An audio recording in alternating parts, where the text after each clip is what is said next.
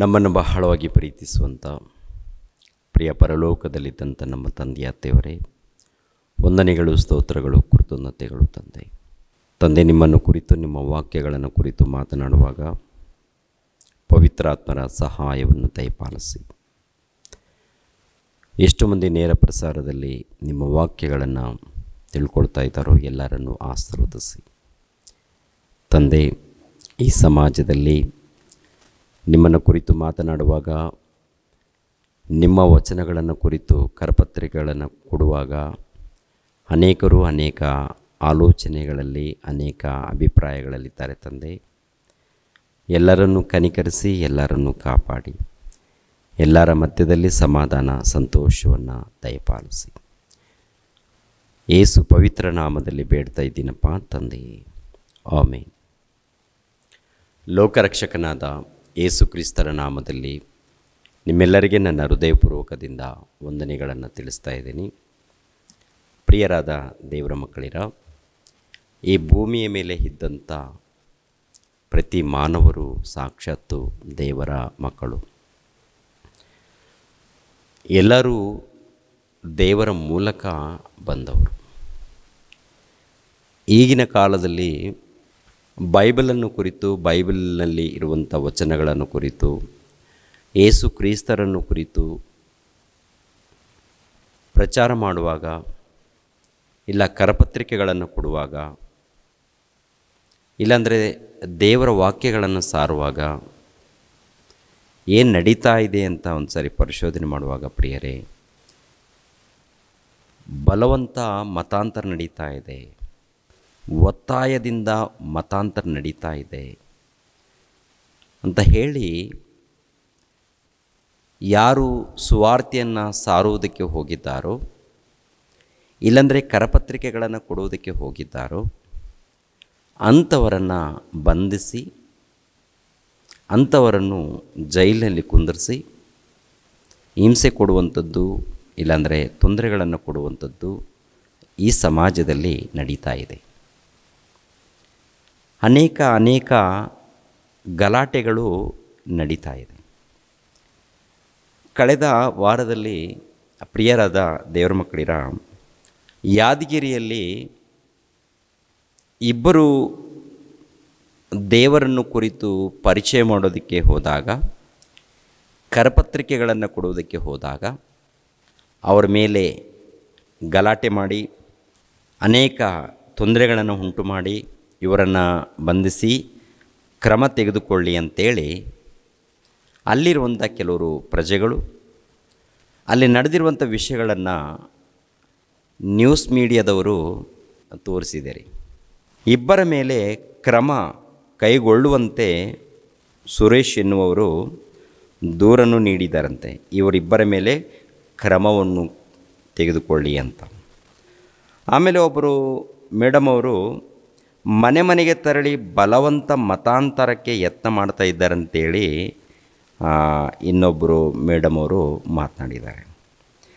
ಮಾತನಾಡಿರುವಂಥ ವಿಷಯಗಳನ್ನು ಸುವರ್ಣ ನ್ಯೂಸ್ ಮೀಡಿಯಾದವರು ಪ್ರಚಾರ ಮಾಡಿದ್ದಾರೆ. ಅಂದರೆ ಸುವರ್ಣ ನ್ಯೂಸ್ ಮೀಡಿಯಾದವರು ಪ್ರಚಾರ ಮಾಡಿದ್ದೇನಪ್ಪ ಅಂತ ನೋಡುವಾಗ, ಬಲವಂತ ಮತಾಂತರ ನಡೀತಾ ಇದೆ ಯಾದಗಿರಿ ಜಿಲ್ಲೆಯಲ್ಲಿ ಅಂತ.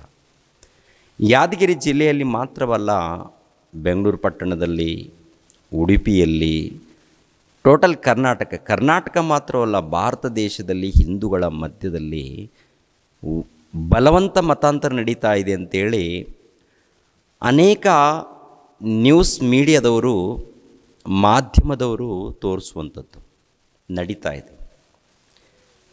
ಇವರೆಲ್ಲರಿಗೆ ನಾನು ಪ್ರಶ್ನೆ ಆಗ್ತಾಯಿದ್ದೀನಿ. ಯಾರು ಬಲವಂತವಾಗಿ ಮತಾಂತರ ಮಾಡ್ತಾ ಇದ್ದಾರೆ ಅಂತ ಹೇಳಿ ಮಾತನಾಡ್ತಾ ಇದ್ದಾರೋ, ನ್ಯೂಸ್ ಮೀಡಿಯಾದಲ್ಲಿ, ಮಾಧ್ಯಮದಲ್ಲಿ ಮಾತನಾಡ್ತಾ ಇದ್ದಾರೋ, ಅವರೆಲ್ಲರಿಗೂ ಒಂದು ಪ್ರಶ್ನೆ ಆಗ್ತದೆ. ಬಲವಂತ ಅಂದರೆ ಅರ್ಥ ಏನು? ನಮ್ಮ ದೇಶದಲ್ಲಿ ಬುದ್ಧಿವಂತರಿದ್ದಾರೆ, ಮೇಧಾವಿಗಳಿದ್ದಾರೆ, ಪಂಡಿತರು ಇದ್ದಾರೆ. ಬಲವಂತ ಎನ್ನುವಂಥ ಪದಕ್ಕೆ ಅರ್ಥ ಏನು? ಬಲವಂತವಾಗಿ ಮತಾಂತರ ಮಾಡ್ತಾ ಇದ್ದಾರೆ ಎನ್ನುವಂಥ ಪದಕ್ಕೆ ಅರ್ಥ ಏನು? ಇದಕ್ಕೆ ಅರ್ಥ ಹೇಳಬೇಕು ಮೊದಲನೇದಾಗಿ. ಈ ಬಲವಂತವಾಗಿ ಮತಾಂತರ ಮಾಡ್ತಾ ಇದ್ದಾರೆ ಅಂತ ನ್ಯೂಸ್ ಮೀಡಿಯಾದಲ್ಲಿ, ಇಲ್ಲಾಂದರೆ ದಿನಪತ್ರಿಕೆಯಲ್ಲಿ, ಸೋಷಲ್ ಮೀಡಿಯಾದಲ್ಲಿ ಅನೇಕ ವಾರ್ತೆಗಳು, ಅನೇಕ ವಿಡಿಯೋಗಳು ಬರ್ತಾ ಇದೆ. ಕ್ರೈಸ್ತರು ಮತಾಂತರ ಮಾಡ್ತಾ ಇದ್ದಾರೆ ಒತ್ತಾಯದ ಮೂಲಕ, ಬಲವಂತ ಮೂಲಕ ಅಂತ. ಬಲವಂತ ಮತಾಂತರ ಮಾಡ್ತಾ ಇದ್ದಾರೆ ಅಂತ. ನಾನು ಎಲ್ಲರಿಗೂ ಕೇಳುವಂಥದ್ದು ಏನಪ್ಪ ಅಂದರೆ, ಬಲವಂತ ಮತಾಂತರ ಅಂದರೆ ಅರ್ಥ ಏನು? ಬಲವಂತ, ಒತ್ತಾಯದಿಂದ, ಬಲವಂತದಿಂದ ಅಂದರೆ ಅರ್ಥ ಏನು? ಒತ್ತಾಯ, ಬಲವಂತ ಅಂದರೆ ಹೇಳ್ಕೊಂಡು ಹೋಗ್ತಾ ಇದ್ದಾರಾ? ಬಲವಂತವಾಗಿ ಅಂದರೆ ಅರ್ಥ ಏನು? ಮನೆಗೆ ಹೋಗಿ ಅವ್ರನ್ನ ಹಿಡ್ಕೊಂಬಂದು ಎಳ್ಕೊಂಡು ಹೋಗಿ ಮತಾಂತರ ಅಂದರೆ ನೀರಿನಲ್ಲಿ ಮುಳುಗಿಸ್ತಾ ಇದ್ದಾರಾ? ಚರ್ಚ್ನಲ್ಲಿ ಕರ್ಕೊಂಡೋಗಿ ದೊಬ್ಬುತ್ತಾ ಇದ್ದಾರಾ? ಒತ್ತಾಯ ಮಾಡ್ತಾ ಇದ್ದಾರಾ? ಅಂದರೆ ಬಲವಂತ ಅಂದರೆ ಅರ್ಥ ಇದೆ ಅಲ್ವಾ? ಎಳ್ಕೊಂಡು ಹೋಗುವಂಥದ್ದು, ಒತ್ತಾಯ ಮಾಡುವಂಥದ್ದು, ಒತ್ತಾಯ ಅನ್ನುವಂಥದ್ದು, ಬಲವಂತ ಅನ್ನುವಂಥದ್ದು. ಅವ್ರಿಗೆ ಇಷ್ಟ ಇಲ್ಲದೇ ಇದ್ದರೂ ಕೂಡ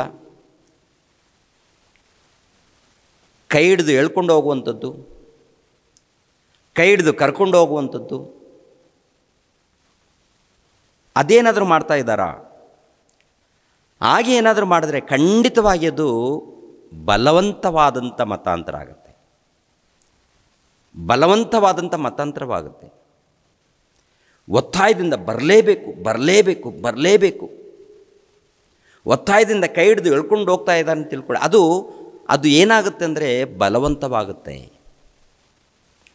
ಆ ರೀತಿ ಯಾರಾದರೂ ಮಾಡಿದರೆ ಖಂಡಿತವಾಗಿ ಅದು ಬಲವಂತವಾದಂಥ ಮತಾಂತರ. ಖಂಡಿತವಾಗಿ ನಾನು ಕೂಡ ಒಪ್ಕೊಳ್ತೀನಿ.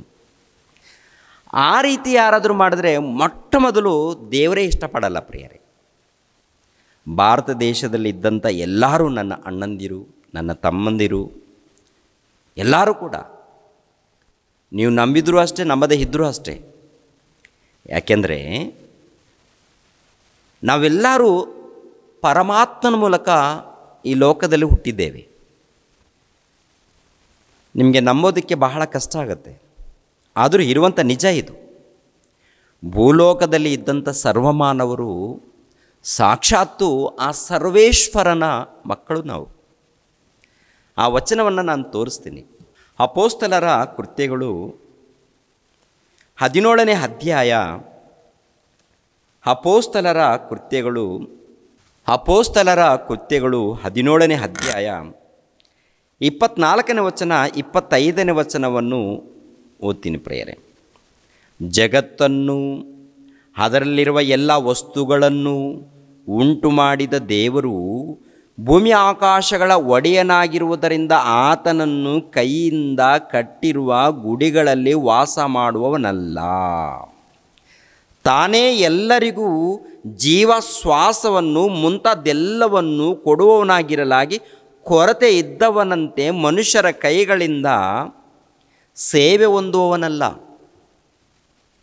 ಆತನು ಒಬ್ಬನಿಂದಲೇ ಎಲ್ಲ ಜನಾಂಗದವರನ್ನು ಹುಟ್ಟಿಸಿ ಅವರವರು ಇರತಕ್ಕ ಕಾಲಗಳನ್ನು ಅವರವರ ನಿವಾಸಗಳ ಮೇರೆಗಳನ್ನು ನಿಷ್ಕರಿಸಿ ಭೂಮಂಡಲದಲ್ಲೆಲ್ಲ ವಾಸ ಮಾಡಿ ಒಂದು ವೇಳೆ ಅವರು ತಡವಾಗಿ ಕಂಡುಕೊಂಡರೇನು ಎಂದು ತನ್ನನ್ನು ಹುಡುಕುವವರನ್ನಾಗಿ ಮಾಡಿದನು. ಆತನು ನಮ್ಮಲ್ಲಿ ಒಬ್ಬನಿಗೂ ದೂರವಾದವನಲ್ಲ. ಆತನಲ್ಲಿಯೇ ನಾವು ಜೀವಿಸುತ್ತೇವೆ, ಚಿರಿಸುತ್ತೇವೆ, ಇರುತ್ತೇವೆ. ನಿಮ್ಮ ಕವಿಗಳಲ್ಲಿ ಕೆಲವರು ನಾವು ಆತನ ಸಂತಾನದವರೇ ಎಂಬುದಾಗಿ ಹೇಳಿದ್ದಾರೆ. ನಾವು ಆತನ ಸಂತಾನದವರು, ನಾವು ಪರಮಾತ್ಮನ ಸಂತಾನದವರು, ನಾವೆಲ್ಲರೂ ಸರ್ವಶಕ್ತನಾದಂಥ ದೇವರ ಸಂತಾನದವರು. ಇನ್ನೊಂದು ಮಾತು ಹೇಳ್ತೀನಿ, ಈ ಪ್ರಪಂಚಕ್ಕೆ ದೇವರು ಅರ್ಥ ಆಗಿಲ್ಲ. ಈ ಪ್ರಪಂಚಕ್ಕೆ ದೇವರು ಅರ್ಥ ಆಗಿಲ್ಲ. ಅರ್ಥ ಆಗದೇ ಇರುವುದರಿಂದ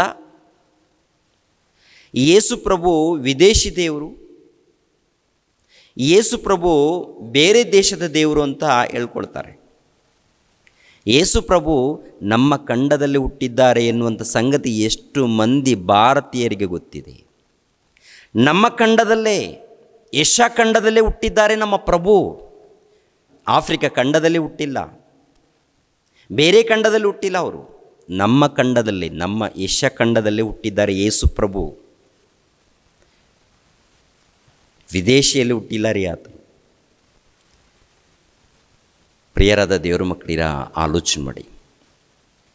ಆ ಯೇಸು ಪ್ರಭು ತಂದೆಯಾದ ಆ ಪರಮಾತ್ಮನನ್ನು ಕುರಿತು, ಸರ್ವಶಕ್ತನಾಗಿರುವಂತಹ ದೇವರನ್ನು ಕುರಿತು ಪರಿಚಯ ಮಾಡಿದ್ದಾರೆ.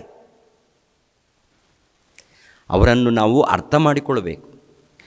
ನೋಡಿ, 27ನೇ ವಚನದಲ್ಲಿ, ಇಲ್ಲ 28ನೇ ವಚನದಲ್ಲಿ ಒಂದು ಮಾತು ಇದೆ. ಆತನಲ್ಲಿಯೇ ನಾವು ಜೀವಿಸುತ್ತೇವೆ, ಚಲಿಸುತ್ತೇವೆ, ಇರುತ್ತೇವೆ. ನಿಮ್ಮ ಕವಿಗಳಲ್ಲಿಯೂ ಕೆಲವರು ನಾವು ಆತನ ಸಂತಾನದವರು, ನಾವು ದೇವರ ಸಂತಾನವಂತೆ, ನಾವು ಪರಮಾತ್ಮನ ಸಂತಾನದವರಂತೆ. ಎಲ್ಲರೂ ಭೂಲೋಕದಲ್ಲಿ ಹುಟ್ಟಿರುವಂಥ ಸರ್ವ ಮಾನವರು ಸಾಕ್ಷಾತ್ತು ಪರಮಾತ್ಮನ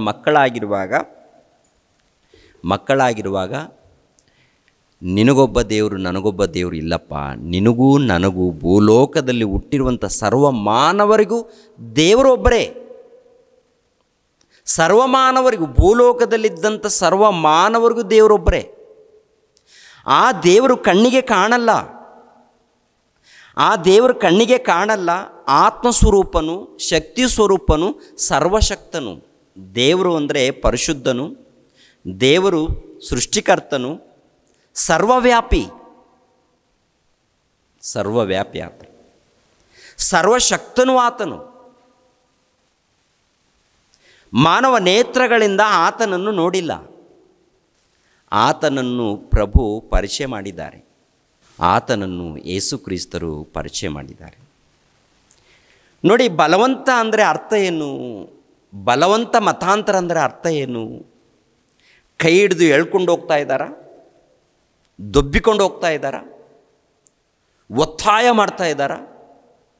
ಆ ರೀತಿ ಮಾಡಿದ್ರೆ ಖಂಡಿತವಾಗಿ ಅದು ಬಲವಂತವಾದಂಥ ಮತಾಂತರವಾಗುತ್ತೆ. ಅದು ದೇವರಿಗೆ ಇಷ್ಟವಿಲ್ಲ, ದೇವರಿಗೆ ಇಷ್ಟ ಇಲ್ಲ. ಬೈಬಲ್ನಲ್ಲಿ ಬರೆಯಲ್ಪಟ್ಟಿರುವಂಥ ಮಾತುಗಳು ಮತಕ್ಕೆ ಸಂಬಂಧಪಟ್ಟಿರುವಂಥ ಮಾತುಗಳಲ್ಲ.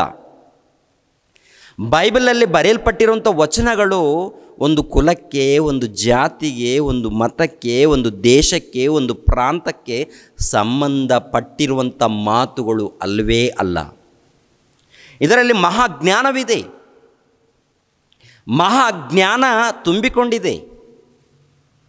ಪರಿಶೋಧನೆ ಮಾಡಿದಾಗ ಅರ್ಥ ಆಗುತ್ತೆ. ಪರಿಶೋಧನೆ ಮಾಡಬೇಕು. ಪ್ರಿಯರಾದ ದೇವರ ಮಕ್ಕಳಿರ, ಕರಪತ್ರಿಕೆಗಳನ್ನು ಕೊಡುವಂಥದ್ದು ಮತಾಂತರ ಆಗುತ್ತಾ? ಕರಪತ್ರಿಕೆಗಳನ್ನು ಕೊಡುವಂಥದ್ದು ಮತಾಂತರವಾಗುತ್ತಾ? ಕರಪತ್ರಿಕೆಗಳನ್ನು ಕೊಡ್ತಾ ಇದ್ದೀವಿ, ಯೇಸು ಕ್ರಿಸ್ತರ ಬಗ್ಗೆ ತಿಳ್ಕೊಳ್ರಿ ಅಂತ. ಏನಿದೆ ಈ ಕರಪತ್ರಿಕೆಯಲ್ಲಿ? ಕರಪತ್ರಿಕೆಯಲ್ಲಿ ಏನಿರುತ್ತೆ? ದೇವರು ಪ್ರೀತಿ ಸ್ವರೂಪನಂತಿರುತ್ತೆ, ದೇವರು ಕರುಣಾ ಸಾಗರನಂತಿರುತ್ತೆ, ಯೇಸು ಕ್ರಿಸ್ತರು ಲೋಕ ರಕ್ಷಕನು ಅಂತ ಇರುತ್ತೆ, ಯೇಸು ಕ್ರಿಸ್ತರು ಪಾಪ ವಿಮೋಚಕನು ಅಂತಿರುತ್ತೆ, ಯೇಸು ಕ್ರಿಸ್ತರು ಮೋಕ್ಷ ಪ್ರದಾತನು ಅಂತಿರುತ್ತೆ, ಯೇಸು ಕ್ರಿಸ್ತರು ಲೋಕ ರಕ್ಷಕನು ಅಂತ ಇರುತ್ತೆ. ಯೇಸು ಕ್ರಿಸ್ತನ ಮಾತುಗಳನ್ನು ತಿಳ್ಕೊಂಡ್ರೆ ನಿಮಗೆ ನೆಮ್ಮದಿ ಇರುತ್ತೆ, ನಿಮಗೆ ಸಮಾಧಾನ ಇರುತ್ತೆ, ನಿಮಗೆ ಸಂತೋಷ ಅಂತ ಇರುತ್ತೆ ಅಂತ ಈ ಮಾತುಗಳಿರುತ್ತೆ ಕರಪತ್ರಿಕೆಯಲ್ಲಿ. ಕರಪತ್ರಿಕೆಗಳನ್ನು ನಿಜವಾಗ್ಲೂ ನೀವು ಓದಿದ್ದೀರಾ? ನನ್ನ ಆತ್ಮೀಯ ಸಹೋದರರೇ, ಯಾವಾಗಾದರೂ ಈ ಕರಪತ್ರಿಕೆಗಳನ್ನು ಓದಿದ್ದೀರಾ? ಅವ್ರು ಕೊಟ್ಟಿರುವಂಥ ಕರಪತ್ರಿಕೆಗಳನ್ನು ಓದಿದ್ದೀರಾ? ಕರಪತ್ರಿಕೆಗಳನ್ನು ಮುಟ್ಟಿದ ತಕ್ಷಣ ಮತಾಂತರ ಬಲವಂತ ಮತಾಂತರ ಮಾಡಿದರು, ಒತ್ತಾಯದ ಮೂಲಕ ಮತಾಂತರ ಮಾಡಿದ್ರು ಅಂತೇಳಿ ಟೋಟಲ್ ಪ್ರಪಂಚಕ್ಕೆ ಪರಿಚಯ ಮಾಡ್ತಾ ಇದ್ದೀರಲ್ಲ. ಬಲವಂತ ಅಂದರೆ ಅರ್ಥ ಗೊತ್ತಾ ನಿಮಗೆ? ಒತ್ತಾಯ ಅಂದರೆ ಅರ್ಥ ಗೊತ್ತಾ ನಿಮಗೆ? ಕರಪತ್ರಿಕೆಗಳನ್ನು ಕೊಟ್ಟರೆ ಒತ್ತಾಯನ ಅದು ಬಲವಂತನ? ಅದು ಕರಪತ್ರಿಕೆಗಳನ್ನು ಕೊಟ್ಟರೆ ಅದು ಒತ್ತಾಯನ? ಅದು ಬಲವಂತನಾ? ಬಲವಂತ ಮಾಡ್ತಾ ಇದ್ದಾರೆ ಅನ್ನುವಂಥ ಪದಕ್ಕೆ ಅರ್ಥನೇ ಗೊತ್ತಿಲ್ಲದೆ ಮೀಡಿಯಾ ಕ್ಯಾಮ್ರಾ ಹಿಡ್ಕೊಂಡು ಹೋಗ್ತಾ ಇದ್ದಾರೆ ಇವರು. ಕ್ಯಾಮ್ರಾವನ್ನು, ಆ ಪದಕ್ಕೆ ಅರ್ಥನೇ ಗೊತ್ತಿಲ್ಲ.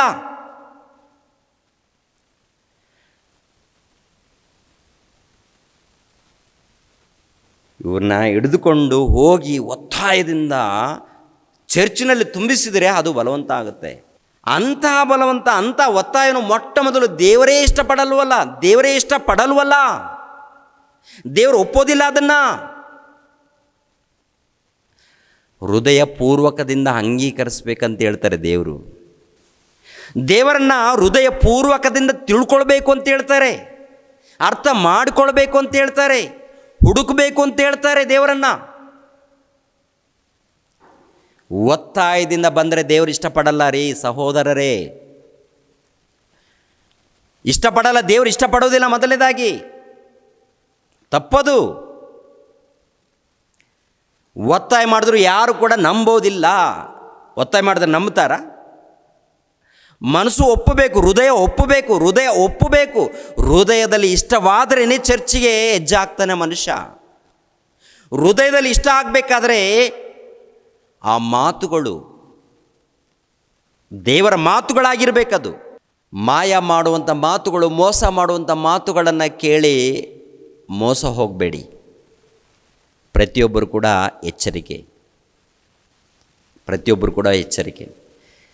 ಕರಪತ್ರಿಕೆಗಳಲ್ಲಿ ಇರುವಂಥ ಮಾತುಗಳನ್ನು ಆಲೋಚನೆ ಮಾಡುವಾಗ ನಾನೇ ಮಾರ್ಗವು, ನಾನೇ ಜೀವವು, ನಾನೇ ಸತ್ಯವು ಅಂತ ಇರುತ್ತೆ ಕರಪತ್ರಿಕೆಗಳು. ಆ ಕರಪತ್ರಿಕೆಗಳಲ್ಲಿ ಕೊಟ್ಟಿರುವಂಥ ವಚನಗಳು ಬೈಬಲ್ ಗ್ರಂಥದಲ್ಲಿದ್ದಂಥ ವಚನಗಳು. ಬೈಬಲ್ ಗ್ರಂಥದಲ್ಲಿದ್ದಂಥ ಕೆಲವು ವಚನಗಳು ಆರಿಸಿಕೊಂಡು ಕೊಡ್ತಾ ಇದ್ದಾರೆ, ಬರೆದು ಕೊಡ್ತಾ ಇದ್ದಾರೆ, ಟೈಪ್ ಮಾಡಿ. ಏನಿದೆ ಒಂದು ವಚನವನ್ನು ನೋಡೋಣವಾ? ಯೋಹಾನನು ಬರೆದ ಸುವಾರ್ತೆ 14ನೇ ಅಧ್ಯಾಯ. ಯೋಹಾನನು ಬರೆದ ಸುವಾರ್ತೆ 14ನೇ ಅಧ್ಯಾಯ 6ನೇ ವಚನವನ್ನು ನೋಡೋಣ ಪ್ರಿಯರೇ. 6ನೇ ವಚನವನ್ನು. ಯೇಸು ಅವರಿಗೆ, ನಾನೇ ಮಾರ್ಗವೂ ಸತ್ಯವೂ ಜೀವವೂ ಆಗಿದ್ದೇನೆ. ನನ್ನ ಮೂಲಕವಾಗಿ ಹೊರತು ಯಾರು ತಂದೆಯ ಬಳಿಗೆ ಬರುವುದಿಲ್ಲ. ನನ್ನ ಮೂಲಕವಾಗಿ ಹೊರತು ಯಾರು ನನ್ನ ತಂದೆಯ ಬಳಿಗೆ ಬರುವುದಿಲ್ಲ ಅಂತ ಹೇಳಿದ್ದಾರೆ. ಏನಿದೆ ಮಾತಿನ ಅರ್ಥವು? ನಾನೇ ಮಾರ್ಗವು, ನಾನೇ ಸತ್ಯವೂ, ನಾನೇ ಜೀವವು. ನನ್ನ ಮೂಲಕವಾಗಿ ಹೊರತು ಯಾರು ತಂದೆಯ ಬಳಿಗೆ ಬರುವುದಿಲ್ಲ ಎನ್ನುವಂಥ ವಚನ. ಈ ವಚನ ದೇವರು ಪ್ರೀತಿ ಸ್ವರೂಪನು ಎನ್ನುವಂಥ ಆ ವಚನಗಳು, ಯೇಸು ಕ್ರಿಸ್ತರು ಲೋಕ ರಕ್ಷಕನು ಎಂದು ಈ ವಚನಗಳು ಕರಪತ್ರಿಕೆಯಲ್ಲಿರುತ್ತೆ. ಆ ವಚನಗಳು ಕರಪತ್ರಿಕೆಯಲ್ಲಿರುವಾಗ ಆ ಕರಪತ್ರಿಕೆಗಳನ್ನು ಕೊಡುವಾಗ ಅದು ಒತ್ತಾಯವೆಂದು, ಅದು ಬಲವಂತವೆಂದು, ಅದು ಬಲವಂತ ಮಾಡ್ತಾ ಇದ್ದಾರಂತ ನೀವು ಅಂದುಕೊಳ್ತಾ ಇದ್ದಾರೆ. ನೀವು ಬೋಧನೆ ಮಾಡ್ತಾ ಇದ್ದೀರಂದರೆ, ನೀವು ಸಮಾಜಕ್ಕೆ ಪರಿಚಯ ಮಾಡ್ತಾ ಇದ್ದೀರಿ ಅಂದರೆ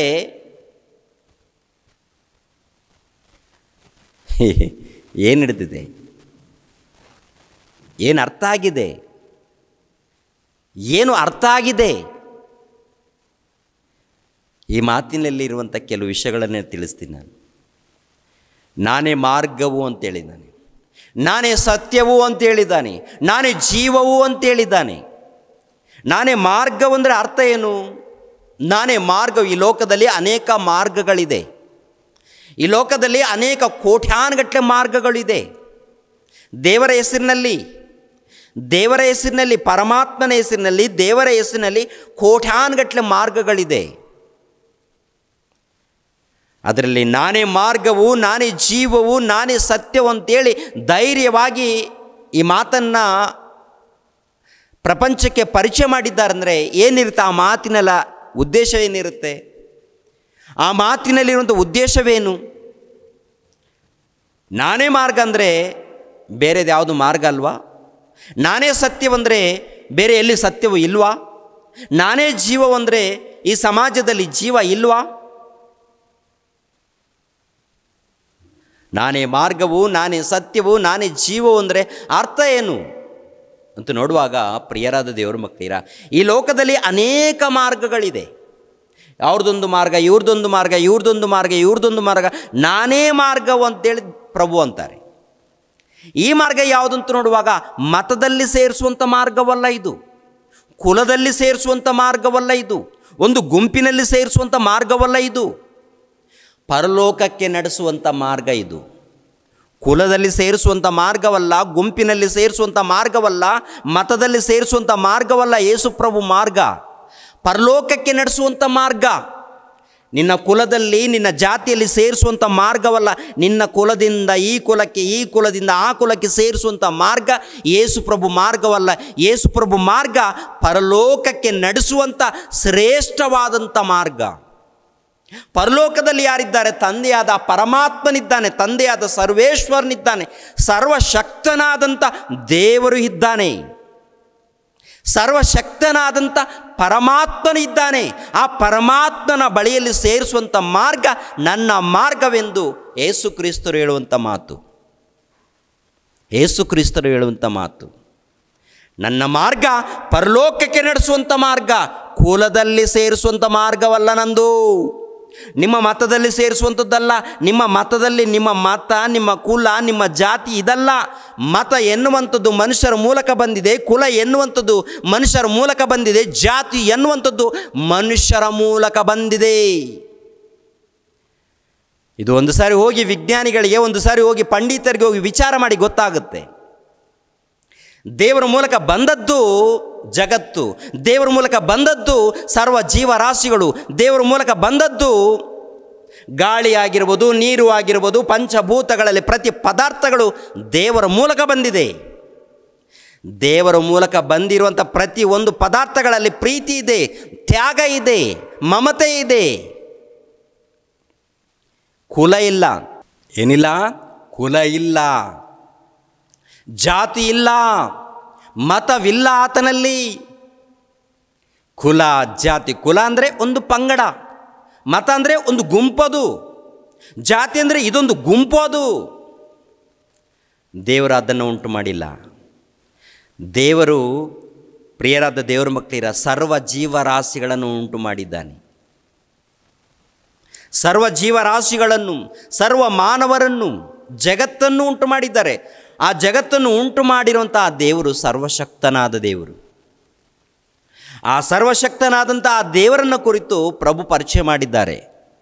ಆ ದೇವರ ಬಳಿಗೆ ಸೇರಬೇಕಾದರೆ, ತಂದೆಯಾದ ಪರಮಾತ್ಮನ ಬಗ್ಗೆ ಸೇರಬೇಕಾದರೆ ನಾನೇ ಮಾರ್ಗವಂತ ಹೇಳ್ತಾರೆ. ಈ ಭೂಲೋಕದಲ್ಲಿ ಅನೇಕ ಮಾರ್ಗಗಳಿರ್ಬೋದು, ಅನೇಕ ಮಾರ್ಗಗಳಲ್ಲಿ ನಿಜವಾದ ಮಾರ್ಗ ನಾನೇ ಮಾರ್ಗ. ಎಲ್ಲಿಗೆ ಸೇರಿಸುವಂಥದ್ದು? ತಂದೆಯ ಬಳಿಗೆ ಸೇರಿಸುವಂಥದ್ದು. ತಂದೆ ಅಂದರೆ ಯಾರು? ಪರಮಾತ್ಮನು. ಆತನು ಎಲ್ಲಿದ್ದಾನೆ? ಪರಲೋಕದಲ್ಲಿದ್ದಾನೆ. ಆತನು ಏನಾಗ್ತಾನೆ? ನಮಗೆ ಹೆತ್ತ ತಂದೆ. ಅಂದರೆ ಈ ಜೀವನ್ನು, ದೇಹವನ್ನು ಕೊಟ್ಟ ಆತನು, ಪ್ರಾಣವನ್ನು ಕೊಟ್ಟ ಆತನು, ಆತ್ಮವನ್ನು ಕೊಟ್ಟ ಆತನು, ಉಸಿರನ್ನು ಕೊಟ್ಟ ಆತನು, ಜಗತ್ತನ್ನು ಪಂಚಭೂತಗಳನ್ನು ಉಂಟು ಮಾಡಿದ ಆತನು. ಪಂಚಭೂತಗಳನ್ನು ಉಂಟು ಮಾಡಿದ ಆತನೇ ತಂದೆಯಾದ ಸರ್ವೇಶ್ವರನಯ್ಯ. ಆತನ ಬಗ್ಗೆ ಹೇಳುವಂಥ ಮಾತಯ್ಯ ಇದು. ನಾನೇ ಮಾರ್ಗವು, ಸತ್ಯವೂ, ಜೀವವೂ ಆಗಿದ್ದೇನೆ. ನನ್ನ ಮೂಲಕವಾಗಿ ಹೊರತು ಯಾರು ತಂದೆ ಬಳಿಗೆ ಬರುವುದಿಲ್ಲ. ನನ್ನ ಮೂಲಕ ಅಂದರೆ ತಂದೆ ಬಳಿಗೆ ಸೇರಬೇಕಾದ್ರೆ ಮಾರ್ಗವು ನಾನೇ ಅಂತ ಹೇಳಿದ್ದಾನೆ ವಿನಃ ಮತದಲ್ಲಿ ಸೇರಿಸುವಂಥದ್ದಲ್ಲ ಅಂತ ಹೇಳಿದ್ದಾರೆ. ಮತದಲ್ಲಿ ಅಲ್ಲ ಇದು, ಮತ ಅಲ್ಲ ಇದು, ಕುಲ ಅಲ್ಲ ಇದು, ಜಾತಿ ಅಲ್ಲ ಇದು. ಅಂಥ ಮಾತುಗಳ ಕರಪತ್ರಿಕೆಯಲ್ಲಿದೆ. ಶ್ರೇಷ್ಠವಾದಂಥ ಮಾತುಗಳು ಕರಪತ್ರಿಕೆಯಲ್ಲಿದೆ. ಇವರು ತಡಿತಾ ಇದ್ದಾರಂದರೆ ಅವರು ಅದನ್ನು ತಡಿತಾ ಇದ್ದಾರಂದರೆ ಸರ್ವಶಕ್ತನಾದಂಥ ದೇವರ ಮಾತುಗಳನ್ನು ಮುಟ್ಟದಂತೆ ತಡಿತಾ ಇದ್ದಾರೆ ಇವರೆಲ್ಲರೂ ಕೂಡ. ದೇವರ ಮಾತುಗಳನ್ನು ಮುಟ್ಟದಂತೆ, ದೇವರ ಮಾತುಗಳನ್ನು ಸಮಾಜಕ್ಕೆ ಅರ್ಥವಾಗದಂತೆ, ದೇವರ ಮಾತುಗಳನ್ನು ಈ ಪ್ರಪಂಚಕ್ಕೆ ಅರ್ಥವಾಗದಂತೆ ಇವರು ತಡಿತಾ ಇದ್ದಾರೆ. ಎಲ್ಲಿ ಮೋಸ ನಡೀತಾ ಇದೆಯೋ ಅಲ್ಲಿ ಕಂಡಿಡಿದು, ಎಲ್ಲಿ ಮೋಸ ನಡೀತಾ ಇದೆಯೋ ಅದನ್ನು ಕಂಡಿಡಿದು, ಸಮಾಜದಲ್ಲಿ ಸರ್ಕಾರ ಇದೆ, ಕಾನೂನಿದೆ, ಅವ್ರಿಗೆ ಒಪ್ಪಿಸ್ಬೇಕಾಗುತ್ತೆ. ಆದರೆ ಇಲ್ಲಿ ಏನು ನಡೀತಾ ಇದೆ ಅಂತ ನೋಡುವಾಗ ಒತ್ತಾಯ ಅಂದರೆ ಗೊತ್ತಿಲ್ಲ, ಬಲವಂತ ಅಂದರೆ ಗೊತ್ತಿಲ್ಲ, ಒಟ್ಟಲ್ಲಿ ಏನೇನೋ ಮಾತಾಡ್ತಾ ಇರ್ತಾರೆ. ನಮ್ಮ ಚಾನಲ್ ಶ್ರೇಷ್ಠ, ನಮ್ಮದು ಚಾನಲ್ ಶ್ರೇಷ್ಠ, ನಮ್ಮದು channel number 1 channel. Number 1 channel ಅನ್ನಿಸ್ಬೇಕಾದ್ರೆ, ನಂಬರ್ 1 ಚಾನಲ್ ಅಂತ ನಿನ್ನ ಅನಿಸ್ಕೊಳ್ಬೇಕಾದ್ರೆ ಯಥಾರ್ಥವಾಗಿ ಕೆಲಸ ಮಾಡಪ್ಪ. ನೀನು ಯಥಾರ್ಥವಾಗಿ ಎಲ್ಲರನ್ನು ಸಮವಾಗಿ ಪ್ರೀತಿಸು. ಯಾರ ಮಧ್ಯದಲ್ಲಿ ತಪ್ಪಿದೆಯೋ ಅದನ್ನು ಖಂಡಿಸು. ಯಾರ ಮಧ್ಯದಲ್ಲಿ ಅನ್ಯಾಯ ನಡೀತಾ ಇದೆಯೋ ಅದನ್ನು ತೋರಿಸು. ಖಂಡಿತವಾಗಿ ಅನ್ಯಾಯ ಎಲ್ಲಿ ನಡೀತಾ ಇದೆ ಅಲ್ಲಿ ತೋರಿಸು. ಹಣದಗೋಸ್ಕರ ಕ್ಯಾಮ್ರಾ ಹಿಡಿದಿದೆಯಾ? ಹಣದಗೋಸ್ಕರ ಸಮಾಜಕ್ಕೆ ಪರಿಚಯ ಮಾಡ್ತಾ ಇದೆಯಾ? ನಿನ್ನ ಬಿಸ್ನೆಸ್ ಡೆವಲಪ್ ಮಾಡಿಕೊಳ್ಳೋದಕ್ಕೆ ಪರಿಚಯ ಮಾಡ್ತಾ ಇದೆಯಾ? ನೀವೇನು ಮಾಡ್ತಾಯಿದ್ದೀರಿ ಒಂದು ಸಾರಿ ನೋಡ್ಕೊಡ್ರಿ. ಒಂದು ಸಾರಿ ಎರಡನೇ ಮಾತು ಏನು ಗೊತ್ತಾ? ನಾನೇ ಮಾರ್ಗವು ಸತ್ಯವು ನಾನೇ. ಸತ್ಯವು ಈ ಲೋಕದಲ್ಲಿ ಸತ್ಯವಿಲ್ವಾ?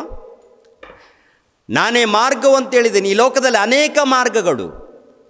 ನಿಜವಾದ ಮಾರ್ಗ, ಪರಲೋಕಕ್ಕೆ ಸೇರುವಂಥ ಮಾರ್ಗ, ಪರಲೋಕದಲ್ಲಿ ಪರಮಾತ್ಮನ ಬಳಿಗೆ ಸೇರಿಸುವಂಥ ಮಾರ್ಗ, ಅದು ನಾನೇ ಮಾರ್ಗವು ಅಂತೇಳಿ ಶಕಪುರುಷನಾಗಿರುವಂಥ ಯೇಸು ಕ್ರಿಸ್ತನು ನುಡಿದಿರುವಂಥ ಮಾತು. ಆ ಮಾತು ಕರಪತ್ರಿಕೆಯಲ್ಲಿರುತ್ತೆ.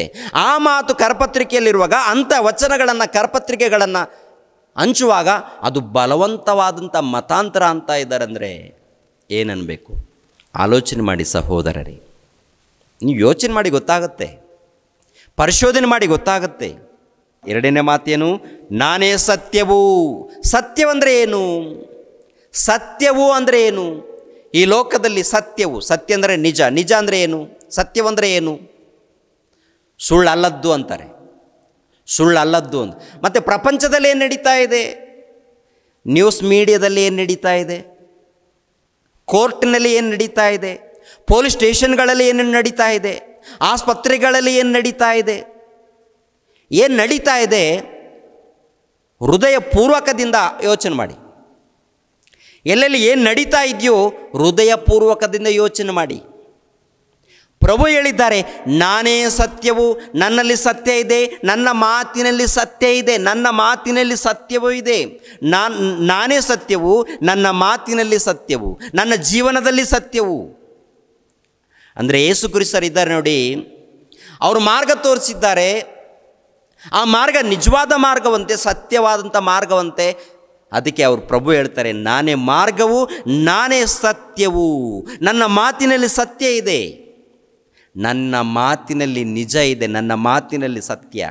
ಆ ಸತ್ಯ ಅಂದರೆ ಏನಂತ ನೋಡುವಾಗ ಪ್ರಿಯರಾದ ದೇವರ ಮಕ್ಕಳಿರ, ಅದೇ ಯೋಹಾನನು ಬರೆದ ಸುವಾರ್ತೆ 17ನೇ ಅಧ್ಯಾಯ 17ನೇ ವಚನವನ್ನು ನೋಡಿ. 17ನೇ ವಚನವನ್ನು ನೋಡಿ ಪ್ರಿಯರಾದ ದೇವರ ಮಕ್ಕಳಿರ.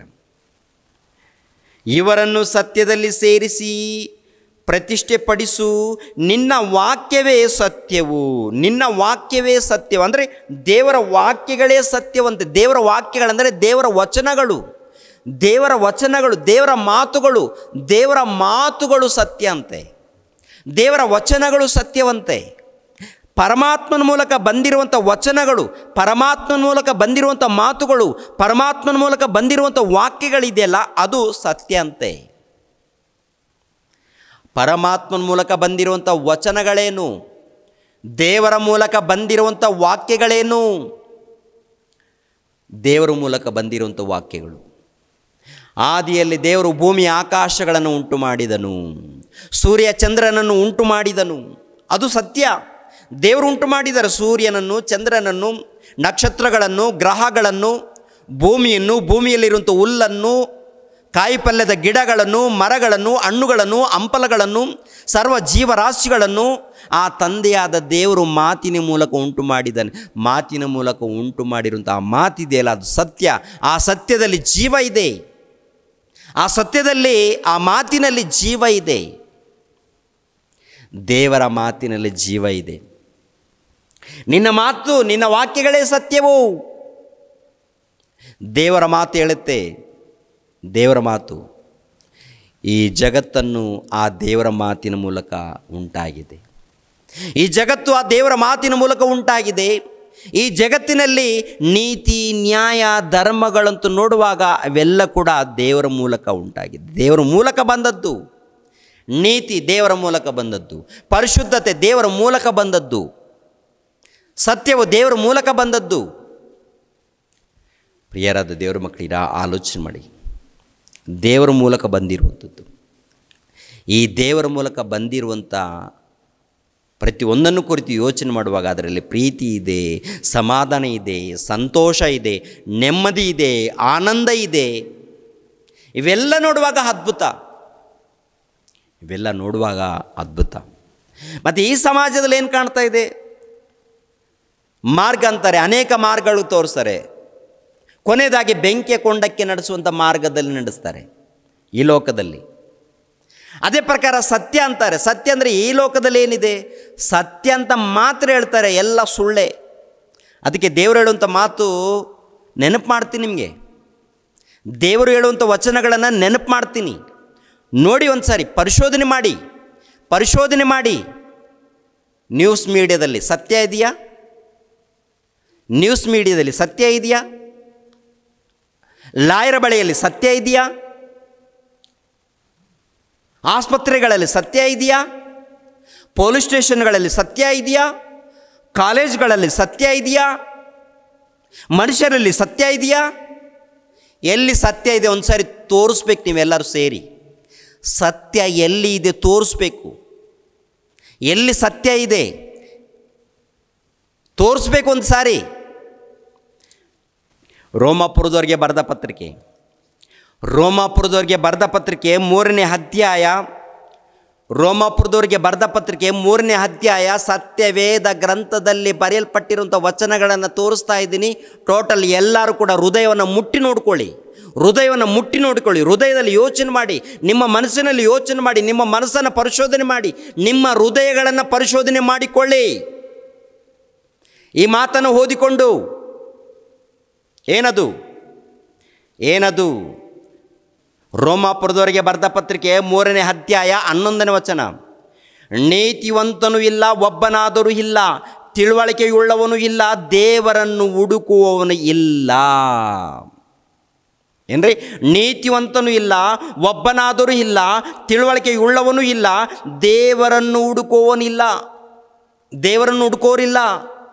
ಕರಪತ್ರಿಕೆಗಳನ್ನು ಕೊಟ್ಟರೆ ಮತಾಂತರ, ಒತ್ತಾಯದ ಮೂಲಕ ಮತಾಂತರ ಅಲ್ಲಪ್ಪ. ಕರಪತ್ರಿಕೆಗಳನ್ನು ಕೊಟ್ಟಾಗ ದೇವರ ವಚನಗಳನ್ನು ಕೊಟ್ಟಿದ್ದಾರಪ್ಪ.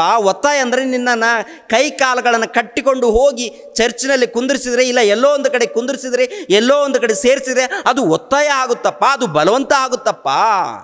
ಅದು ಮಾಡಿದರೆ ಅನ್ಯಾಯ, ಅದು ಅಧರ್ಮ, ಅದು ತಪ್ಪದು, ಮಾಡಿಕೂಡ್ದು. ಅದು ಅಂಥದ್ದು ಯಾರಾದರೂ ಮಾಡಿದರೆ ಅದು ಭಯಂಕರವಾದಂಥ ಪಾಪ. ಅದು ಪರಿಶೋಧನೆ ಮಾಡಿ. ನೀತಿವಂತನೂ ಇಲ್ಲ, ಒಬ್ಬನಾದರೂ ಇಲ್ಲ, ತಿಳುವಳಿಕೆಯುಳ್ಳವನು ಇಲ್ಲ, ದೇವರನ್ನು ಹುಡುಕುವವನು ಇಲ್ಲ. ಎಲ್ಲರೂ ದಾರಿ ತಪ್ಪಿ ನಡೆಯುತ್ತಾರೆ, ಎಲ್ಲರೂ ಕೆಲಸಕ್ಕೆ ಬಾರದವರು, ಒಳ್ಳೆಯದನ್ನು ಮಾಡುವವನು ಇಲ್ಲ, ಒಬ್ಬನಾದರೂ ಇಲ್ಲ. ಅವರ ಗಂಟಲು ತೆರೆದಿರುವ ಸಮಾಧಿಯಾಗಿದೆ, ಅವರ ನಾಲಿಗೆಯಿಂದ ವಂಚನೆಯ ಮಾತುಗಳನ್ನಾಡುತ್ತಾರೆ, ಅವರ ತುಟಿಗಳ ಹಿಂದೆ ಹಾವಿನ ವಿಷವದೆ, ಅವರ ಬಾಯಿ ಶಾಪದಿಂದಲೂ ಕ್ರೋಧದ ಮಾತುಗಳಿಂದಲೂ ತುಂಬಿಹದೆ, ಅವರ ಕಾಲುಗಳ ರಕ್ತವನ್ನು ಸುರಿಸಲು ಆತುರ ಪಡುತ್ತದೆ, ಅವರು ಹೋದ ದಾರಿಗಳಲ್ಲಿ ನಾಶ ಸಂಕಟಗಳು ಉಂಟಾಗುತ್ತವೆ. ಸಮಾಧಾನದ ಮಾರ್ಗವನ್ನೇ ಅರಿಯರು. ಸಮಾಧಾನದ ಮಾರ್ಗ ದೇವರ ಮಾರ್ಗ ಆಗಿರುವಾಗ ಆ ಮಾರ್ಗವನ್ನು ತಪ್ಪಿ ಹಿಡಿಯೋದಕ್ಕೆ ಬರ್ತಾ ಇದ್ದಾರೆ. ಯಾರಂತ ನೋಡುವಾಗ ಸುಳ್ಳುಗಾರರು, ಮೋಸಗಾರರು, ಅನೀತಿವಂತರು ಇದ್ದಾರೆ ಸಮಾಜದಲ್ಲಿ. ಈ ಸಮಾಜದಲ್ಲಿ ನೋಡಿ ಒಂದು ಸಾರಿ, ಮಾತನಾಡಿದ್ರೆ ಸುಳ್ಳು ಮಾತುಗಳು, ಪ್ರಕಟಣೆ ಮಾಡಿದ್ರೆ, ಪ್ರಚಾರ ಮಾಡಿದ್ರೆ ಎಲ್ಲ ಸುಳ್ಳೇ. ನಿಮ್ಮ ಮನಸ್ಸಾಕ್ಷಿ ಹೇಳುತ್ತೆ. ನಾನು ಹೇಳೋದು ಬೇಕಾಗಿಲ್ಲ. ನಿಮ್ಮ ಮನಸ್ಸಾಕ್ಷಿ, ನಿಮಗೆ ಮನಸ್ಸಿದೆಯಾ, ನಿಮಗೆ ಹೃದಯ ಇದೆಯಾ? ಆ ಹೃದಯದಲ್ಲಿ ನೀವು ಪರಿಶೋಧನೆ ಮಾಡಿ ಗೊತ್ತಾಗುತ್ತೆ. ನಿಮ್ಮ ಹೃದಯ ಹೇಳುತ್ತೆ ನೀವು ದೊಡ್ಡ ಕಳ್ಳರು ಅಂತ. ನಿಮ್ಮ ಹೃದಯನೇ. ಅನ್ಯಾಯ ನಡೀತಾ ಇದೆ, ಅಕ್ರಮ ನಡೀತಾ ಇದೆ, ಮೋಸ ನಡೀತಾ ಇದೆ. ನಿಮ್ಮ ಹೃದಯ ಹೇಳುತ್ತೆ. ನಿಮ್ಮ ಹೃದಯ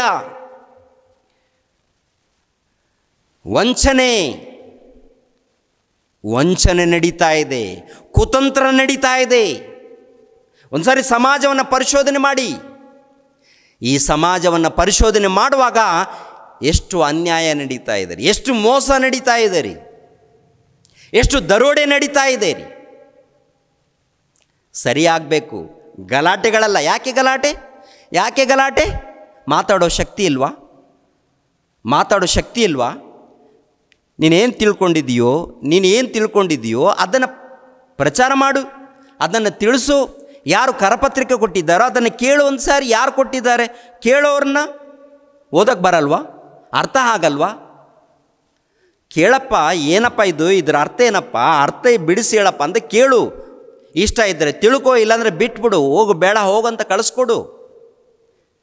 ಅದನ್ನು ಬಿಟ್ಟು ಕರಪತ್ರಿಕೆಗಳನ್ನು ಕೊಟ್ಟರೇನೆ ಒತ್ತಾಯದಿಂದ ಮತಾಂತರ ನಡೀತು ಅಂದರೆ ಅದೇನಾದರೂ ನ್ಯಾಯನ?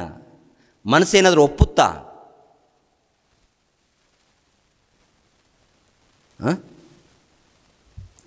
ಭಾರತ ಸಂವಿಧಾನ ಕೊಟ್ಟಿರುವಂಥ ರಾಜ್ಯಾಂಗ ಅಧಿಕಾರ ಬೇಡಂತೀರ?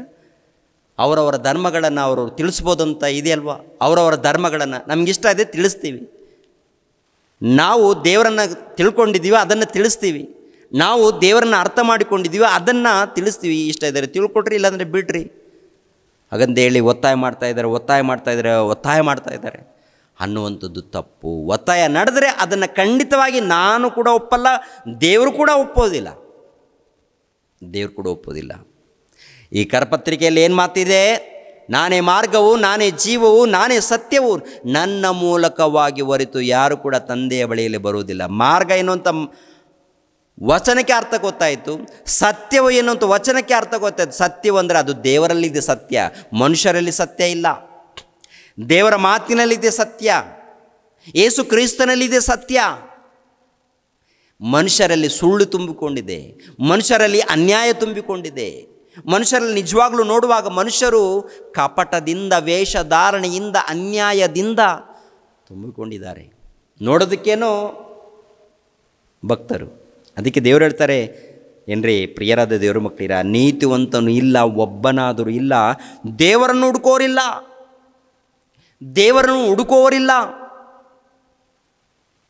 ದೇವರು ಹೇಳ್ತಾರೆ ಇಲ್ಲಿ, ದೇವರು ಪವಿತ್ರಾತ್ಮನ ಮೂಲಕ ಭಕ್ತರು ನುಡಿದಿರುವಂಥ ಮಾತುಗಳು, ಪವಿತ್ರಾತ್ಮನ ಪ್ರೇರಣೆಯಿಂದ. ಪ್ರಿಯರಾದ ದೇವರ ಮಕ್ಕಳಿರೋ ಯೋಚನೆ ಮಾಡಿ. ಮತ್ತೊಂದು ಮಾತು ಏನು ಬರೆಯಲ್ಪಟ್ಟಿದೆ ಅಲ್ಲಿ? ನಾನೇ ಮಾರ್ಗವು, ಸತ್ಯವು, ಜೀವವು. ಅಂದರೆ ಮಾರ್ಗವು ಯೇಸು ಕ್ರಿಸ್ತರು, ಅಂದರೆ ಪರಲೋಕಕ್ಕೆ ಹೋಗೋದಕ್ಕೆ ಯೇಸು ಕ್ರಿಸ್ತರು. ಸತ್ಯವಂದರೆ ಅವರ ಮಾತುಗಳು, ಅದರಲ್ಲಿ ಮೋಸ ಇಲ್ಲ, ಅದರಲ್ಲಿ ಕಪಟ ಇಲ್ಲ, ಅದರಲ್ಲಿ ವೇಷಧಾರಣೆ ಇಲ್ಲ. ಅವರ ಜೀವನದಲ್ಲಿ, ಅವರ ಮಾತಿನಲ್ಲಿ, ಅವರ ಪ್ರವರ್ತನೆಯಲ್ಲಿ, ಪ್ರತಿಯೊಂದರಲ್ಲಿ ನೋಡುವಾಗ ಸತ್ಯವು ತುಂಬಿದೆ ಅವರಲ್ಲಿ. ನನ್ನಲ್ಲಿ ಜೀವ ಇದೆ, ನಾನೇ ಜೀವ ಅಂತಾರೆ. ನಾನೇ ಜೀವ ಅಂದರೆ ಅರ್ಥ ಏನು? ಈ ಸಮಾಜದಲ್ಲಿ ಆ ಜೀವವನ್ನು ಕುರಿತು ಅನೇಕ ರೀತಿಯಲ್ಲಿ, ಈ ನೀರಿನಲ್ಲಿ ಜೀವ ಇದೆ, ಇಲ್ಲ ಈ ಎಲೆಗಳಲ್ಲಿ ಜೀವ ಇದೆ, ಇಲ್ಲಾಂದರೆ ಈ ಹಣ್ಣುಗಳಲ್ಲಿ ಜೀವ ಇದೆ, ಇಲ್ಲಾಂದರೆ ಇವ್ರ ಮಾತಿನಲ್ಲಿ ಜೀವ ಇದೆ ಅಂತೇಳಿ ಅನೇಕ ರೀತಿಯಲ್ಲಿ ಮಾತಾಡ್ತಾರೆ. ಆದರೆ ಯೇಸು ಕ್ರಿಸ್ತರ ಮಾತಿನಲ್ಲಿರುವಂಥದ್ದು ನೋಡುವಾಗ ಶಾಶ್ವತ ಜೀವ, ಪರಲೋಕಕ್ಕೆ ನಡೆಸುವಂಥ ಜೀವದ ಮಾರ್ಗ ಅದು. ಯೋಹಾನನು ಬರೆದ ಸುವಾರ್ತೆ 6ನೇ ಅಧ್ಯಾಯ, ಯೋಹಾನನು ಬರೆದ ಸುವಾರ್ತೆ 6ನೇ ಅಧ್ಯಾಯ 63ನೇ ವಚನವನ್ನು ನೋಡೋಣ. ಯೋಹಾನನು ಬರೆದ ಸುವಾರ್ತೆ 6ನೇ ಅಧ್ಯಾಯ 63ನೇ ವಚನವನ್ನು. ಬದುಕಿಸುವಂಥದ್ದು ಆತ್ಮವೇ, ಮಾಂಸವು ಯಾವುದಕ್ಕೂ ಬರುವುದಿಲ್ಲ. ನಾನು ನಿಮಗೆ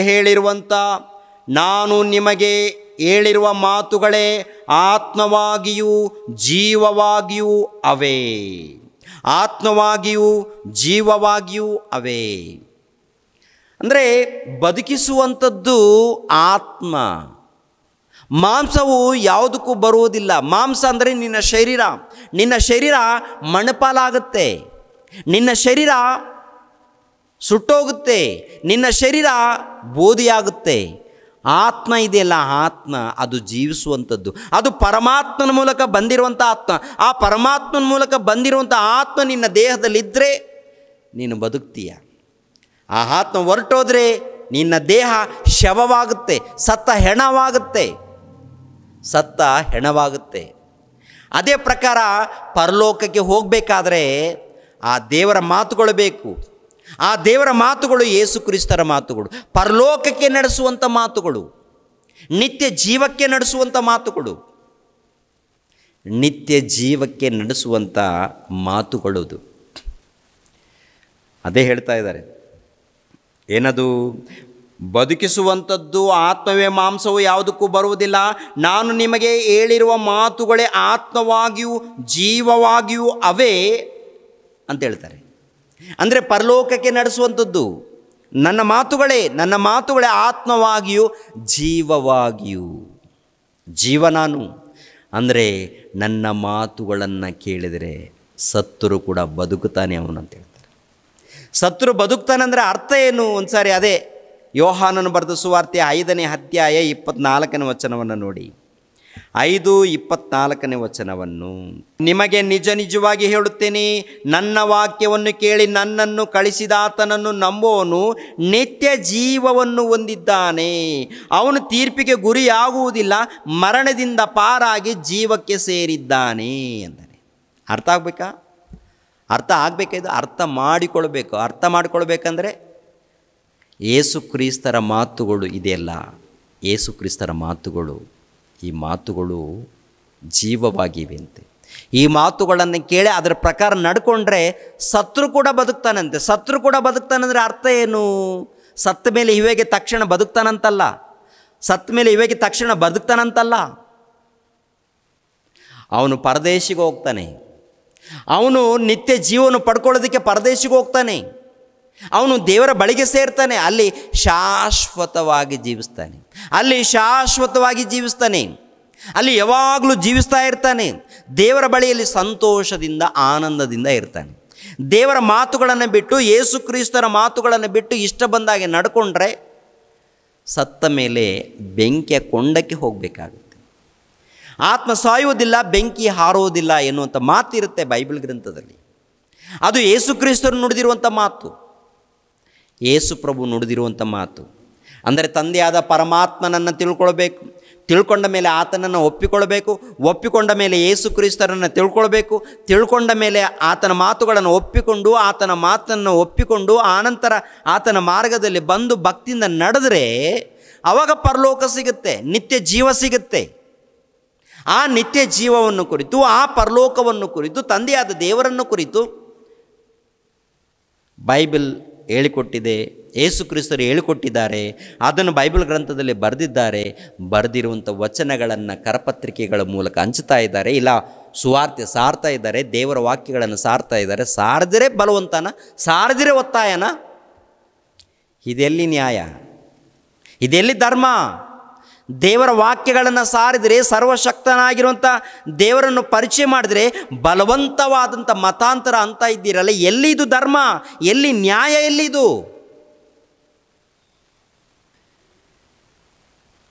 ತಪ್ಪದು. ಬಲವಂತ ಎನ್ನುವಂಥ ಪದಕ್ಕೆ ಮೊಟ್ಟ ಮೊದಲು ಸಮಾಜ ಅರ್ಥ ಮಾಡ್ಕೊಳ್ಬೇಕು, ಆ ಪದಕ್ಕೆ ಅರ್ಥ ಮಾಡ್ಕೊಳ್ಬೇಕು. ಬಲವಂತ, ಮತಾಂತರ ಎನ್ನುವಂಥ ಪದಕ್ಕೆ ಅರ್ಥ ಮಾಡ್ಕೊಳ್ಬೇಕು ಮೊದಲನೇದಾಗಿ. ಮತಾಂತರ ಅಂದರೆ ಏನು ಅನ್ನೋದು ಅರ್ಥ ಮಾಡ್ಕೊಳ್ಬೇಕು ಮೊದಲನೇದಾಗಿ. ಮತ ಅಂದರೆ ಏನು ಎನ್ನುವಂಥದ್ದು ಅರ್ಥ ಮಾಡ್ಕೊಳ್ಬೇಕು ಮೊದಲನೇದಾಗಿ. ಮತ ಅಂದರೆ ಏನು? ಬಲವಂತವಾದಂಥ ಮತಾಂತರ ಅಂದರೆ ಏನು? ಮತಾಂತರ ಅಂದರೆ ಏನು? ಬಲವಂತವಾದಂಥ ಮತಾಂತರ ಅಂದರೆ ಏನು? ಬಲವಂತ ಅಂದರೆ ಏನು? ಇವೆಲ್ಲಕ್ಕೆ ಅರ್ಥ ತಿಳ್ಕೊಳ್ಬೇಕು ಮೊಟ್ಟ ಮೊದಲು. ಅರ್ಥ ತಿಳ್ಕೊಂಡು ಕ್ಯಾಮ್ರಾ ಹಿಡಿದುಕೊಂಡು ಹೋಗಿ ಮೈಕಿಟ್ಟು ಕೇಳಬೇಕು ಪ್ರಶ್ನೆಗಳನ್ನು.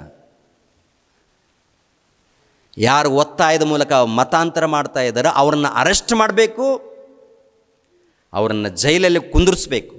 ತಪ್ಪೇನಿಲ್ಲ, ಅದು ಮಾಡಿಕೊಡ್ದು ಮೊದಲನೇದಾಗಿ. ಆ ರೀತಿ ಮಾಡಲೇಬಾರ್ದು. ಮಾಡಿದರೆ ದೇವರು ಒಪ್ಪಲ್ಲ, ಕಾನೂನು ಒಪ್ಪಲ್ಲ. ಕಾನೂನು ಹೇಳಿದ್ದು ಅದು. ಒತ್ತಾಯ ಅಂದರೆ, ಬಲವಂತ ಅಂದರೆ ಅದು. ಕರಪತ್ರಿಕೆಗಳನ್ನು ಕೊಟ್ಟರೆ ಮತಾಂತರ ಅನ್ನೋದು, ಕರಪತ್ರಿಕೆಗಳನ್ನು ಕೊಡುವಂಥದ್ದು ಒತ್ತಾಯ ಎನ್ನುವಂಥದ್ದು, ಇದು ಸರಿಯಾದ ಮಾತಿಗೆ ಅರ್ಥ ಅಲ್ವೇ ಅಲ್ಲ. ಆದ್ದರಿಂದ ಕ್ರೈಸ್ತ ಸಹೋದರರೇ, ಪ್ರತಿ ಒಬ್ಬರು ಕೂಡ ಜಾಗೃತಿ ಪಡಿ. ದೇವರ ವಾಕ್ಯಗಳನ್ನು ಯಥಾರ್ಥವಾಗಿ ಸಾರಿ, ಯಥಾರ್ಥವಾಗಿ. ಒತ್ತಾಯ ಮಾಡಬೇಡಿ, ಯಾರಿಗೂ ಕೂಡ ಒತ್ತಾಯ ಮಾಡಬಾರ್ದು, ಒತ್ತಾಯ ಮಾಡಕೂಡ್ದು. ಕೇಳಿದರೆ ಸಾರಿ, ಇಲ್ಲಾಂದರೆ ಬಿಟ್ಬಿಡಿ. ಒಂದು ವೇಳೆ ಯಾರಾದರೂ ಒತ್ತಾಯ ಮಾಡಿದರೆ ಅದು ಸರಿಯಾದ ಪದ್ಧತಿ ಅಲ್ಲ. ಆದ್ದರಿಂದ ದೇವರ ಮಾತಿಗೆ ಒಳಪಡಿ, ದೇವರಿಗೆ ವಿಧೇಯರಾಗಿ ಭಕ್ತಿಯಿಂದ ನಡ್ಕೊಳ್ಳಿ, ದೇವರ ಪ್ರೀತಿಯನ್ನು ಅರ್ಥ ಮಾಡಿಕೊಳ್ಳಿ. ಈ ದೇವರ ಪ್ರೀತಿಯನ್ನು ಸಮಾಜಕ್ಕೆ ಇದ್ದದ್ದು ಇದ್ದ ಹಾಗೆ ಸಾರಿ, ಪ್ರಾಣ ಇರೋ ತನಕ ಸಾರಿ. ಯಾರಿಗೂ ಭಯಪಡುವಂಥ ಅವಶ್ಯಕತೆ ಇಲ್ಲ. ದೇವರು ನಿಮ್ಮನ್ನು ನನ್ನನ್ನು ಆಶೀರ್ವದಿಸಲಿ. ಎಲ್ಲರೂ ತಲೆಬಾಗಿಸಿರಿ, ಪ್ರಾರ್ಥನೆ ಮಾಡಿ ನಾನು ಮುಗಿಸ್ತೇನೆ. ಭೂಮಿಯ ಆಕಾಶವನ್ನು ಸರ್ವವನ್ನು ಸರ್ವಲೋಕವನ್ನು ಉಂಟು ಮಾಡಿರುವಂಥ ನಮ್ಮ ತಂದೆಯ ದೇವರೇ, ನಿಮ್ಮನ್ನು ಕುರಿತು, ನಿಮ್ಮ ಪ್ರಿಯ ಕುಮಾರನಾಗಿರುವಂಥ ಯೇಸು ಕ್ರಿಸ್ತರನ್ನು ಕುರಿತು ಇದ್ದದ್ದು ಇದ್ದ ಹಾಗೆ ಮಾತನಾಡಿದ್ದೀನಿ. ತಂದೆ, ಎಷ್ಟು ಮಂದಿ ನೇರ ಪ್ರಸಾರದಲ್ಲಿ ವಾಕ್ಯಗಳನ್ನು ನೋಡ್ತಾ ಇದ್ದಾರೋ ಎಲ್ಲರನ್ನು ಆಶೀರ್ವದಿಸಿ, ಎಲ್ಲರನ್ನು ಬಲಪಡಿಸಿ, ಪ್ರತಿಯೊಬ್ಬರ ಮನೋನೇತ್ರಗಳನ್ನು ಬೆಳಗಿಸಿ, ಪ್ರತಿಯೊಬ್ಬರು ನಿಮ್ಮನ್ನು ಅರ್ಥ ಮಾಡಿಕೊಳ್ಳುವಂತೆ ಸಹಾಯ ಮಾಡಿ. ಯೇಸು ಪವಿತ್ರ ನಾಮದಲ್ಲಿ ಬೇಡ್ತಾ ಇದ್ದೀನಪ್ಪ ತಂದೆಯೇ, ಆಮೇನ್. ಎಲ್ಲರಿಗೂ ವಂದನೆಗಳು. ರಕ್ಷಕನಾದ ಯೇಸು ಕ್ರಿಸ್ತರ ನಾಮದಲ್ಲಿ ಆತ್ಮೀಯರೆಲ್ಲರಿಗೂ ಹೃತ್ಪೂರ್ವಕ ವಂದನೆಗಳನ್ನು ತಿಳಿಸ್ತಾ ಇದ್ದೇನೆ. ದೇವರ ಸೇವೆ ನಿಮಿತ್ತವಾಗಿ ಪ್ರಾರ್ಥಿಸಿರಿ ಹಾಗೂ ದೇವರ ಸೇವೆಯಲ್ಲಿ ಭಾಗಿಗಳು ಆಗಿ. ಪ್ರತಿಯೊಬ್ಬನು ತನ್ನ ತನ್ನ ಹೃದಯದಲ್ಲಿ ನಿರ್ಣಯಿಸಿಕೊಂಡ ಪ್ರಕಾರ ಕೊಡಲಿ. ದುಃಖದಿಂದಾಗಲಿ ಬಲಾತ್ಕಾರದಿಂದಾಗಲಿ ಯಾರೂ ಕೊಡಬಾರದು. ಯಾಕೆಂದರೆ ಸಂತೋಷವಾಗಿ ಕೊಡುವವನ ಮೇಲೆ ದೇವರಿಗೆ ಪ್ರೀತಿಯುಂಟು. 2 ಕೊರಿಂಥದವರಿಗೆ ಬರೆದ ಪತ್ರಿಕೆ 9ನೇ ಅಧ್ಯಾಯ 7ನೇ ವಚನ.